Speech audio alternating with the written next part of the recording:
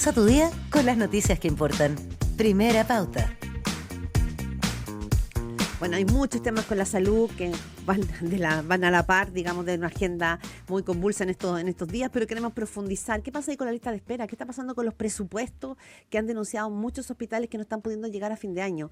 Hay situaciones graves en muchos hospitales y esto se suma también a una crisis de seguridad de la que han alertado varios directores de los propios hospitales. De eso y más. Queremos conversar esta mañana con el senador del Partido Socialista, Juan Luis Castro. Muy buenos días, senador. ¿Cómo le va? Hola, senador. Muy buen día. Claudia y Gerardo, les saludamos. Muy buenos días a ambos, encantado de estar con ustedes aquí Lo en mismo le Pauta. decimos, Bueno, muchas gracias. senador, para comenzar, hoy, sin ir más lejos, hoy vienen las portadas. El hospital de Iquique está corriendo el riesgo de dejar de atender pacientes porque no tiene insumos ni respuesta al MinSal ni de Hacienda. Acusan ellos. El de Panguipulli pasó hace pocos días, el Van Buren, y seguimos sumando en la lista. Esta es la peor crisis que hemos visto en el Ministerio de Salud, se lo digo porque yo usted lo he entrevistado hace muchos años y antes era el presidente del Colegio Médico, ¿se acuerda? Así que bien conoce la situación. Yo le diría que sí, al menos en los últimos 10 años no nos había tocado ver una situación tan dramática, tan de escasez en las finanzas públicas para sostener los hospitales en su mínimo nivel de operación.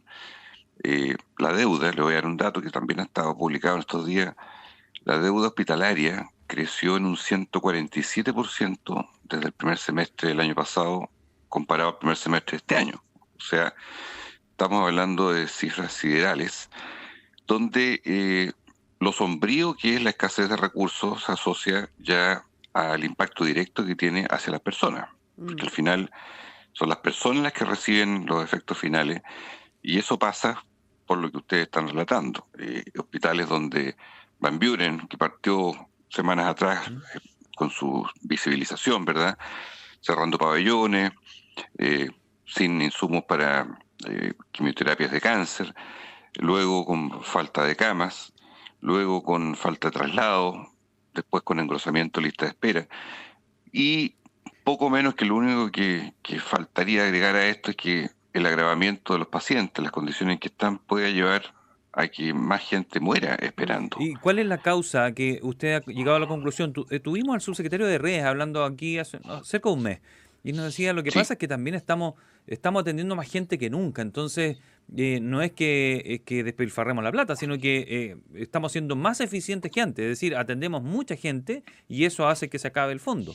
¿Es por ahí? Sí, pero lo paradójico de eso, que es cierto, es que es tan bajo el nivel de transferencia por debajo del costo real de las prestaciones. Si un día cama vale 100, le transfieren 60, 70, que en la medida, estoy dando números generales, en la medida que más produce un hospital, más se endeuda, y por eso es bien curioso esto, porque la eficiencia, que es un factor obviamente a analizar siempre, en todos los lugares hay bolsones de ineficiencia, pero en el caso del sector público no se puede decir, como lo dijo de algún modo el ministro de Hacienda hace días atrás, que ahí estaba un poco el problema de esto. Resulta que mientras más produce el hospital, más se endeuda. Y al revés, cuando un hospital entra en paro, curiosamente, equilibra sus finanzas. Claro, pero no sería la idea, digamos, poder llegar a ese equilibrio. Pero, senador, No, usted es un senador... Pero habla de un pecado original. Sí, pero usted es senador Habla de un pecado oficial. original. Usted es un senador del Partido Socialista, o sea, usted es senador del oficialismo. El ministro de Hacienda, Mario Marcel, uno podría decir que, bueno, no es militante socialista, pero es un hombre más bien cercano al socialismo democrático.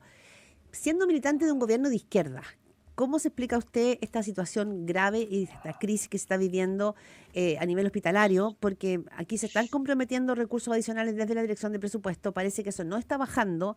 Entonces, ¿cómo lo ve usted? Porque también esto tiene un tinte político, es decir, la respuesta que se le da no solo a los directores y funcionarios de los hospitales, sino que a los pacientes. A ver, yo creo que... ¿El gobierno para usted ha sido una frustración en ese sentido? Yo creo que un gobierno de izquierda que naturalmente defiende el sector público, y yo estoy comprometido en esa línea, porque el Estado, en el caso de la salud, tiene el 80% de la población cotizando en FONASA, y tiene casi el 90% de la población atendiéndose en hospitales públicos, porque no tienen dinero para ir a pagar un bono a un médico particular, no tienen cómo llegar a otro lado. Entonces, para mí es frustrante que tengamos hoy, en un gobierno progresista, una crisis de esta envergadura, sabiendo que el pueblo, que la ciudadanía, que el mundo popular, los sectores medios no tienen otro camino que ir a un hospital y plegarse a esta lista de espera, que además, como ustedes recordarán, la Contraloría detectó graves irregularidades, Mm. no solo respecto del destino de tener un pabellón, un especialista, sino que confusión, desorden, que no da certeza de que el Estado cumpla con las personas respecto a darles seguridad que algún día los van a llamar. Pero A mí me parece bien lamentable esto, Mm. porque significa que, primero, no se hizo un esfuerzo por una reforma más profunda, que estaba prometida durante el periodo. No se ha hecho. Se hizo un cambio en la ISAPRE, claro, digámoslo, un salvataje a la ISAPRE, que ahí están, y vamos a ver los efectos de la ley corta ahora, fin de mes, noviembre, con alzas que van a venir. Yo no apoyé la ley corta de ISAPRE, me reservé mi derecho de estar lejos de aprobarla porque veía también las dificultades que podían ocurrir. Y en el caso del sistema público, es más delicado aún porque estamos hablando de más de 17 millones de personas que solo se atienden al sistema público. Pero- Y estamos hablando además de la vida o la muerte, no de gente que está en la espera. Aquí Sí. hay un incumplimiento del compromiso programático, en el sentido Ya, de pero que mi no se han duda, puesto los esfuerzos en el sistema público como debería. ya, pero mi duda, senador Juan Luis Castro, usted también, como recordaba Gerardo Gómez, acá mi compañero, Sí, presidió el Colegio Médico. ¿Este es un tema de voluntad política? ¿Este es un tema de realismo político y por lo tanto la deuda de arrastre a nivel hospitalario es tan grande y tan compleja? ¿O este es un tema de voluntad política? Digo, para poder entender la génesis. es un tema de voluntad política, porque yo lo que veo es que al final se priorizó pensiones, el pacto tributario y, bueno, la seguridad que se impuso en el camino. Si usted me dice, los dos o tres temas de preocupación del gobierno están ahí. La salud no ha sido la prioridad esencial. Se proclamó, se pidió, se dijo, pero no fue. Entonces, yo sé, navegamos en la escasez financiera, el estado de las finanzas públicas en general no es bueno. Yo sé que un Ministerio de Hacienda, un gobierno puede apostar a todo, a todos los temas, pero es doloroso que una prioridad donde la desigualdad social es tan grande como se nota en la salud, no haya estado en la primera agenda de transformaciones. Y yo creo que en eso hay una deuda pendiente grave, porque este es un tema que hoy día se visibilizó mucho, porque la crisis ya salió a flote, pero esto no quita que aquí hay explicaciones que dar. Claro que hay que darlas, alguien ¿Pero tiene que quién? darlas ¿Pero quién? porque... ¿La ministra? No, la más alta autoridad, el presidente de la República. O sea, ¿Pero usted estos ya son la ha pedido? compromisos. ¿La ha pedido? ¿Han llegado a esa Sí, respuesta o esas explicaciones no, contundentes? no, hasta el momento no. Y eso Y es doloroso y frustrante, pero no ha llegado todavía una explicación más de fondo. Eso. ya, cuando se hablaba del presupuesto dijeron, bueno, esto se soluciona con plata, como todo. Entonces llega más plata y ahí funcionamos bien, ¿no? Pero se habla de un alza en 4,2% en el presupuesto 2025. 100.000 millones se habló para solucionar el problema este que están teniendo ahora los hospitales. Usted hablaba de una migaja. ¿Cuánto se necesita entonces? Mire, para que los hospitales funcionen en Chile al mes requieren 330.000 millones. Para el mes, en el conjunto del sistema hospitalario, se les dio un 110.000 millones, o sea, un tercio. 10 días. Eso es lo que se les reasignó. 10 días más de 30. Bueno, usted comprenderá que si ahora el hospital de Iquique y otros hospitales que están en el mismo esquema empiezan a colapsar, empiezan a levantar la voz porque no tienen cómo seguir, yo no sé qué falta decir, qué falta señalar, qué hecho más grave tiene que suceder para que el Ministerio de Hacienda y el Ministerio de Salud, a consecuencia, actúen para impedir un verdadero desplome del sistema hospitalario. Porque aquí la gente no puede seguir esperando porque ya no tiene opción. Entonces, ahí está, yo creo que la herida abierta hoy día. Mañana empezamos a ver la discusión presupuestaria de salud. Sí. Está citada a las 10 de la mañana. Y va a ser un momento también probablemente tenso, difícil, porque vamos a ver número por número todas las partidas. Bueno, así se llama, todos los ítems del Ministerio de Salud, Sí. las partidas. Pero en la práctica es un presupuesto que vamos a ir viéndolo en detalle. Es bastante desalentador. Senador Juan Luis Castro, senador del Partido Socialista, conversando acá en Primera Pauta. A ver, me quiero cambiar brevemente también de track. Usted Bueno. lo planteaba y decía que usted recordaba, ¿no?, que usted se opuso a la ley corta de ISAPRE. La superintendencia aprobó finalmente alzas de precio en 5 ISAPRES y son primas que las autorizadas van entre los 9.000 y los 42.000 pesos por beneficiario.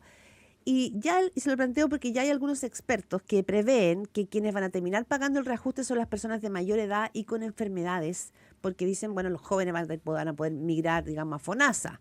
Entonces, ¿qué se hace aquí ahora y que habría que avanzar con terminar con las preexistencias? ¿Cómo se netea finalmente este momento? Sí, bueno, yo me abstuve en esta ley por Sí, la desconfianza que generó, pero yo le diría que la gente va a saber la verdad de aquí a fin de mes, principio de noviembre, en la práctica, y todo esto deriva de los fallos judiciales. Recordemos que hubo sendos sentencias judiciales que favorecen a la gente, después vino la ley corta, y después aquí falló, yo diría, un sentido de realidad de ponerse en los zapatos de esos 2,7 millones de usuarios, que una parte de ellos será, claro, muy bullante, tiene dinero y todo lo demás, pero una parte gruesa es clase media que está ahí y paga a duras penas un plan. Y resulta que en la práctica los efectos finales van a ser esos reajustes que usted señalaba entre 9.000 a 42.000 sí. pesos por persona, no por grupo, por persona dentro de un grupo. O sea, un reajuste de precio significativo que va a provocar migración. Nuevamente, los más jóvenes, los más sanos se van a ir, y se van a ir o a otra ISAPRE o al FONASA, y van a quedar los más viejos y los más enfermos.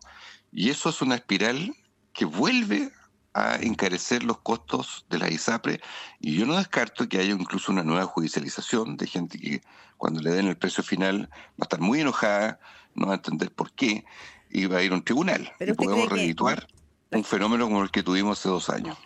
como un poco en la perspectiva de que la ciudadanía pueda sentir que son ellos los que terminaron pagando la crisis?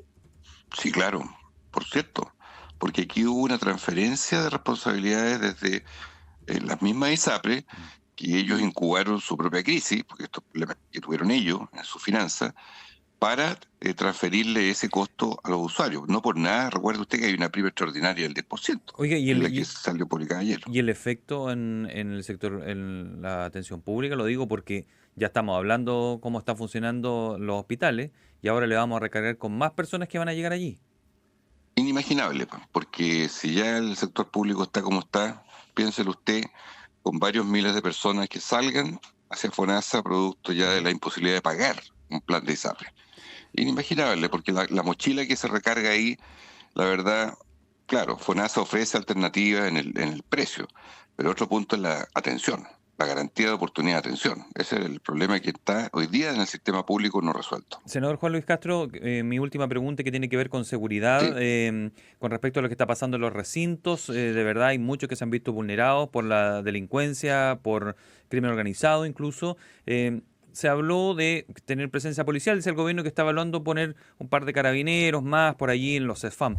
Pero hablábamos aquí nosotros con una experta de la Fiscalía, con Tania Gajaro, subdirectora de la Unidad Especializada del Crimen Organizado, y a ella le llamaba la atención que aquí costara tanto hablar de los militares puestos allí. Dijo, siempre se habla de sacar militares a la calle y ponen esa figura en la cabeza, pero ella decía que no se trataba de eso, sino que se trataba de proteger la infraestructura, es decir, que esa era Sí. una vía a la que algunos tenían una traba mental de no querer ponerlo, lo ponía en otras palabras, por supuesto. Yo no sé, ¿por qué no es una posibilidad? ¿Por qué no se analiza con madurez eso? Bueno, habría que preguntarle al gobierno, pero yo creo que hay un impedimento político en el sentido de que el gobierno no quiere aparecer invitando a militares a ciertos lugares de protección, como en este caso los consultorios, los hospitales. Ignoro por qué, sinceramente, lo ignoro por qué. No sé si un prejuicio político, ideológico, en fin. Los militares llevan 2 años y medio en la Araucanía, cuando todo el mundo decía que eso era imposible, que cómo. Llevan 1 año y medio en la frontera con Bolivia y con Perú, y ahí están acompañando carabineros y militares. Entonces, claro, es una pregunta legítima, porque yo mismo creo y sostengo que en vez de sacar policías a poner a cuidar consultorios, podríamos tener Fuerzas Armadas protegiendo, ¿verdad?, esos lugares. ¿Por qué no? Entonces, se dicen muchas cosas, en fin, se habla de los vigilantes privados, se han inventado todo tipo de soluciones un poco desesperadas, pero en la práctica el territorio está siendo copado por bandas que ya generan su propio estado dentro de un estado, una especie de enclave, y ellos dominan lugares. Si no, pensemos en lo que pasó en Bajo de Mena, en el Hospital El Pino, en la zona sur de Santiago, en La Granja, en zonas de Valparaíso. O sea, esto se está haciendo bien insostenible, ¿eh? O sea, el día que atenten, muera un funcionario de la salud, no quiero ponerme en ese caso, ni quiero ser catastrofista, pero es que esas cosas están en riesgo que ocurran. Mm. ¿Qué vamos a hacer? Pregunto yo. ¿Qué vamos a hacer frente a la indefensión? Entonces yo le encuentro toda la razón a la gente de la salud, que más son el 80% mujeres, pues, mujeres jefas de hogar, mujeres que tienen hijos, que van a turno, que se sienten amenazadas a la salida porque les advierten, que se van a tomar, ¿verdad?, el Cefam para decirle, oiga, no atiendan a tal igual porque lo tenemos baleado, está grave, va a llegar acá. O sea, cuidado, eso no solo lo hemos visto en las películas de Bien, Centroamérica, sí. esta calle. Sí, Bien. totalmente. Juan Luis Castro, senador del Partido Socialista, bueno, hablamos de salud, se nos quedaron algunos temitas en el tintero, hay acusaciones constitucionales hoy día en el Congreso, No, pero encantado. dejaremos para la próxima vez. Que tengan un buen día y muchas gracias por ¿Cómo estar no? aquí. Que estén muy